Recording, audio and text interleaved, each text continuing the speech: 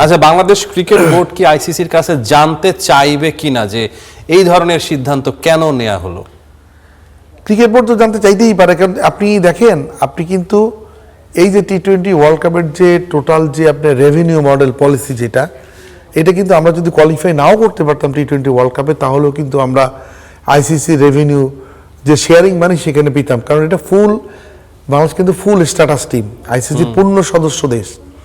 সুতরাং আপনি বাংলাদেশের ক্রিকেট বোর্ডের পক্ষ থেকে যে কেউ তো আপনি ক্রিকেট বোর্ডের সিইও বা ক্রিকেট বোর্ডের প্রেসিডেন্ট, উনি তো আইসিসি কাছে চিঠি লিখে জানতেই যেতে পারেন, যে মেইল করে, যে আমাদের সাংবাদিকদের রেকগনিশন কেন দেওয়া হলো না। এখানে অনেক, ধরেন আপনি জানেন যে উৎপল শুভ্রর মতো সাংবাদিকরা কিন্তু অনেক আমাদের শুধু অ্যাসেট না, শুধু গ্লোবালিও তারা কিন্তু অ্যাসেট। তাদের সাথে পুরো গ্লোবাল যে সাংবাদিকরা আছে যারা ম্যাচ কাভার করেন, ক্রিকেট কাভার করেন, তাদের ওঠা বসা আছে, তারাও নিশ্চয়ই এটাকে খুব ভালোভাবে নিবে না, কারণ আপনি একটা কমিউনিটিকে হারাচ্ছেন, আপনি একটা কমিউনিটির থেকে একটা পার্ট চলে যাচ্ছে আপনার, যেটা ম্যাচ কাভার করতে পারবে না। বিষয়টা কেমন আছে, আমাদের সাথে রাইভাল পজিশনে তারা কি এইভাবে চলে গেল, শেষে সাংবাদিকদেরও নিষেধাজ্ঞা দিতে হলো।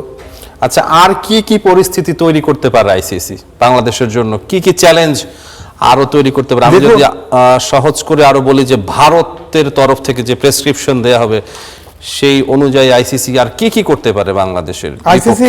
আইসিসি কি করতে পারে না, সংখ্যার কথা হচ্ছে কি, আমরা সংখ্যা দেখতে পারি, আবার এটা সম্ভাবনাও দেখতে পারি। সেটা হচ্ছে কি, যে এখন আমাদের কিন্তু সেপ্টেম্বরে বাংলাদেশ সফরে আসার কথা ইন্ডিয়া টিমের। এখন তারা বলল যে না, বাংলাদেশে তারা যাবে না, এর পাল্টা প্রতিশোধ হিসেবে তারা বললো বাংলাদেশ যাবে না।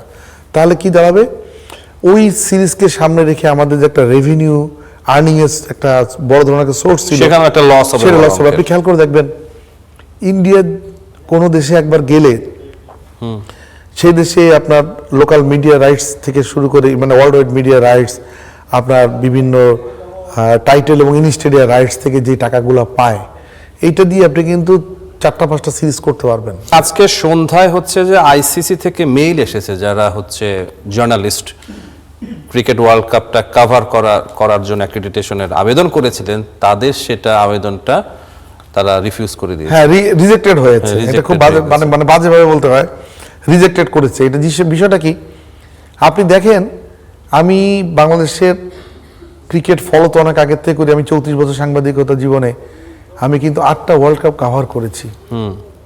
তারপরে হচ্ছে আপনার টি-20 ওয়ার্ল্ড কাপ সম্ভবত একটা বাদ দিয়ে সবই আমার কভার করেছি আমি। আপনি কি দাঁড়াচ্ছে, যখন বাংলাদেশের বাংলাদেশ যখন ওয়ার্ল্ড কাপে খেলে না, আইসিসির ফুল মেম্বার নেশন না, তখনও কিন্তু বাংলাদেশের থেকে সাংবাদিকরা কিন্তু ওয়ার্ল্ড কাপ কাভার করে আসছেন, এমন অনেক দৃষ্টান্ত আছে। বাংলাদেশের জার্নালিস্টরা ইন্ডিয়ায় গেল না, কিন্তু সহ আয়োজক যে রয়েছে শ্রীলঙ্কা, সেখানে তো যেতে পারতো নাকি?